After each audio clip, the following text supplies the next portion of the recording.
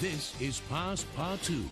Good morning to you, and I thank you for joining us on this Sunday morning. A balloon release was held last night for 24-year-old Cameron Wilson, who was shot and killed in Eunice last month. According to police there, a verbal fight between Wilson and the suspect, Aaron Jones, escalated when Jones pulled out a gun. Police say Jones shot Wilson, Wilson's girlfriend, and their 2-year-old. Wilson lost his life. Wilson's girlfriend and son survived. Authorities say the suspect was later found dead due to an apparent suicide. News 10's Kai Price spoke to Wilson's family about his legacy and what he will be leaving behind.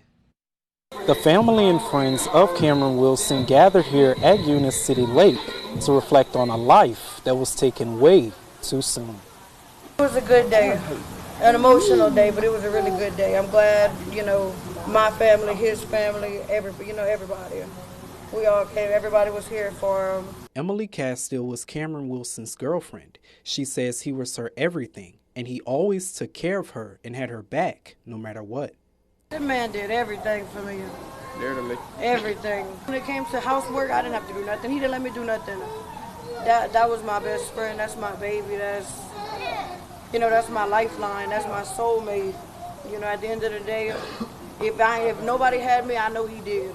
No matter what. Trey Lamel, Wilson's older brother, says he and Cameron made a promise to each other to always take care of each other and their family. Lamel says he's always going to be here for his brother's kids. That's my hearts. That's my sister-in-law. That's my godkids. That's my nephews. That's my hearts. That's my sister-in-law, and I always look at them like that's my other kids. They don't have their father no more, but they still got Uncle T. They have Uncle T. But until I take my last breath, I'm going to still be here for all of them. Lamel describes a moment when he noticed that Cam's spirit was still with them. Whenever we first got here, there wasn't no white birds, none of that in the field. You look back there in the field, all the trees, that's all you see is white because it's straight white birds. Everybody that's over here knows that's Cam doing it. Castile and her 2-year-old son, who was also shot, share a moment as they remember Cameron. Daddy's in heaven. Dad. Yeah. Dad. Dad. Your daddy kiss. Your daddy kiss. Dad. In Eunice, Kai Price, KLFY, News 10.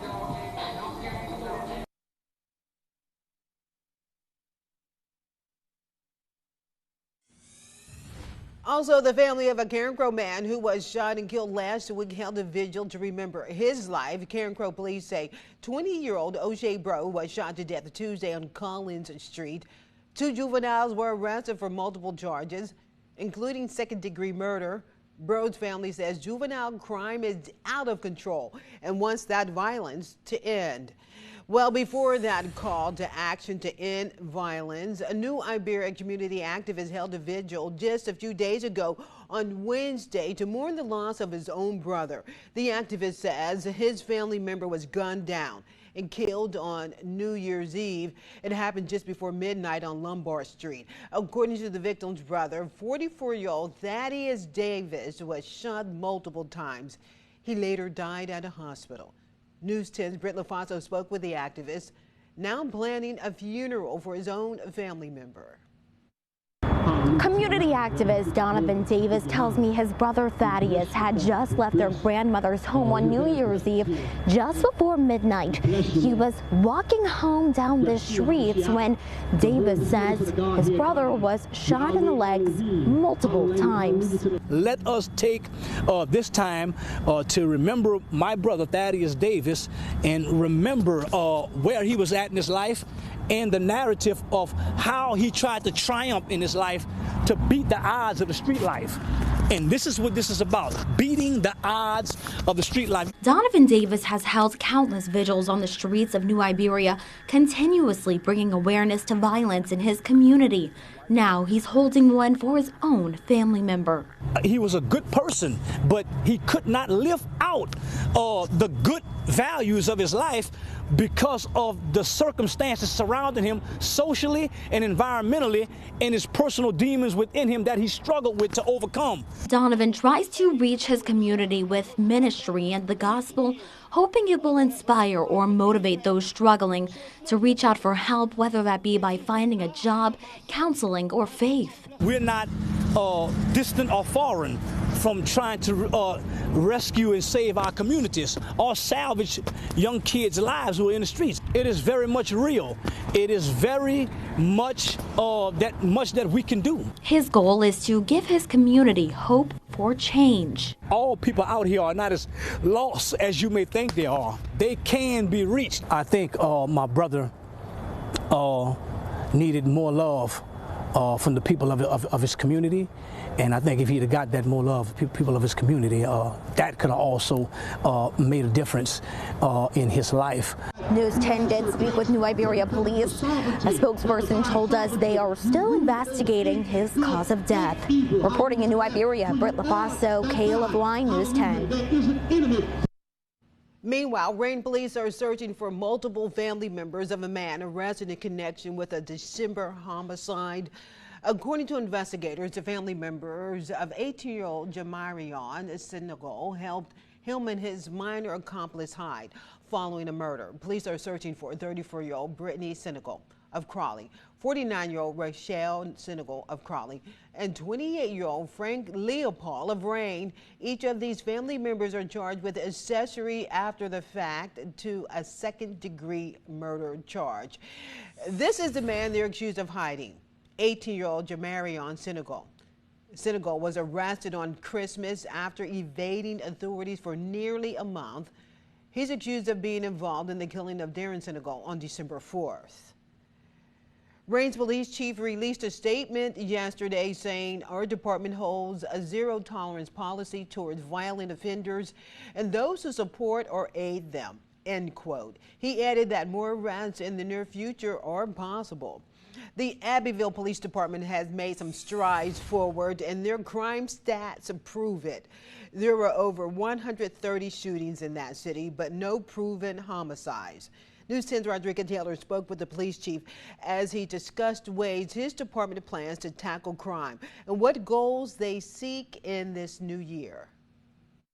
The Abbeville Police Department dealt with a lot of shootings and calls of shots fired, but according to their stats, they achieved an astonishing goal of having 0 homicides. Records from the police department show they experienced 136 shots fired calls last year.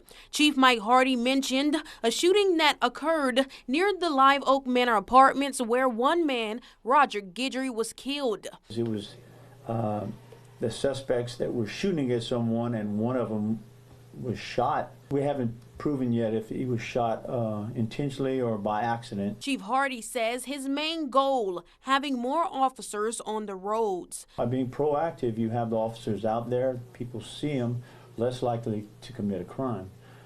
If you show no one out on the street, nobody patrolling, people feel like they can get away with almost anything. The chief says in his department, most officers average 4 years of experience. The department now has 2 full canines, plus there's an increase in officers' starting pay and open positions were filled. We were about 15 short when I took over in July of 22. So we're steadily looking for good people. We're about 7 personnel short. We're starting to work as a family. Everybody's on the same team, and we're just trying to provide the best law enforcement we can with the personnel we have. Chief Hardy says he is working on getting grants to get more police units, vests, and radios. In Abbeville, Rodriguez Taylor, KLFY News 10. Then Acadiana and Arnorville, a woman has been arrested and a man is recovering from a gunshot wound after a domestic disturbance. 24-year-old Mercedes Calais is now charged with aggravated second-degree battery. According to the St. Martin Parish Sheriff's Office, deputies responded to a home on Lena Drive Friday afternoon. At that home, they found one man suffering from a gunshot wound. He was taken to a hospital and is in critical condition.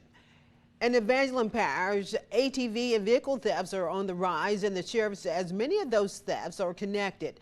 News 10's Zhang Hoke spoke to the sheriff about the dangerous individuals committing the crime and how residents can better protect their property. An increase in ATV and side-by-side thefts has law enforcement on high alert as they search for suspects and warn residents of the dangers of leaving your vehicles unattended. It started about 3 or 4 months ago when it really cranked up. My own son had his four-wheeler stolen, and of course he left his in the yard with the key on it, and it was brand new. He's paying on a four-wheeler he doesn't even have.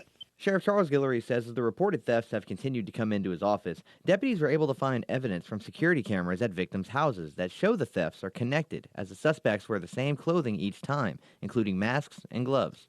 However, the suspects are now also carrying guns. What bothers them for us is that they're armed, and if the homeowner should happen to go outside and try to stop them, we really believe that they are going to get shot or shot at. Guillory says as the criminals have gained confidence from their thefts, they've expanded their targets from ATVs to now include cars if they are left unlocked. As most of the thefts have been connected, Guillory says taking steps to protect your property can help to not only locate the vehicles, but also locate the suspects. It's a good idea maybe even to hide a tracker on them because we did recover 4 four-wheelers. One of the owners had a tracker on it. So we were able to recover his four-wheeler at the same time recovering 3 others. Guillory advises any residents who witness these thefts taking place to contact law enforcement and never approach the thefts. And when it comes to protecting your personal vehicles, the most important things you can do is take your keys out of the ignition and always make sure to park your vehicles in a secure location that's out of sight when you're not using them. I'm Zane Hogue for KLFY News 10. Now to that major snowstorm, winter storm warnings and advisories from the Appalachians to New England. People over the weekend in those locations